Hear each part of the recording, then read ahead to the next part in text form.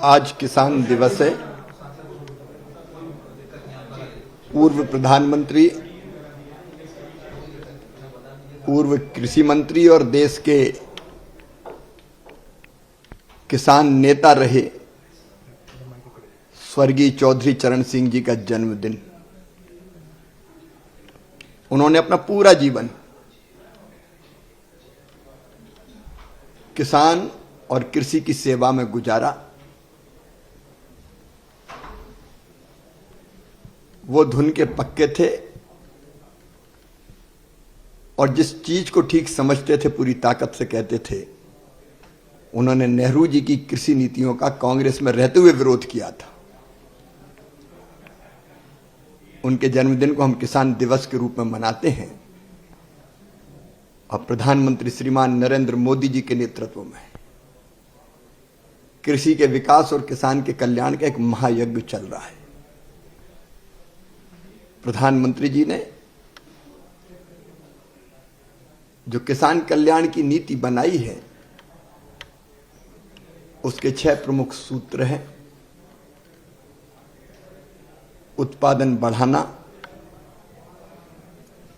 Per hectare उत्पादन कैसे बढ़े, यील्ड कैसे बढ़े, उसके लिए नए बीज, उसके लिए मैकेनाइजेशन, उसके लिए सूक्ष्म सिंचाई योजना, कई तरह की योजनाएं उन्होंने बनाई। टेक्नोलॉजी का इस उपयोग, उत्पादन की लागत घटे, प्रधानमंत्री किसान सम्मान निधि, कम ब्याज पर किसान को कर्जा, संस्थागत ऋण बढ़ाना और फर्टिलाइजर सब्सिडी तो पिछले साल ही 1,94,000 करोड़ थी। सस्ता खाद मिल जाए, अच्छे बीज मिल जाए,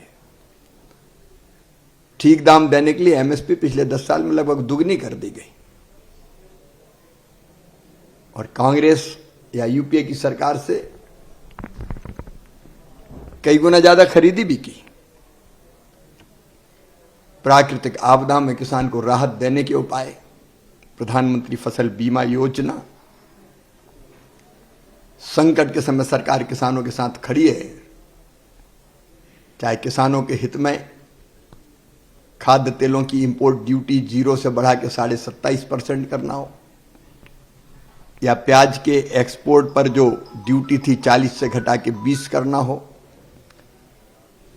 या चावल के निर्यात पर जो मिनिमम एक्सपोर्ट प्राइस थी उसको खत्म करना हो। समय समय पर किसान के हित में फैसले प्रधानमंत्री जी लेते हैं। कृषि का विविधीकरण, नुकसान हो जाए तो भरपाई, प्रधानमंत्री की फसल बीमा योजना के अंतर्गत केवल 33,000 के किसान के प्रीमियम जमा करने पर 1 लाख, केवल 33,000 करोड़ की 1,65,000 करोड़ रुपया प्रधानमंत्री फसल बीमा योजना के माध्यम से किसानों को क्लेम मिला है।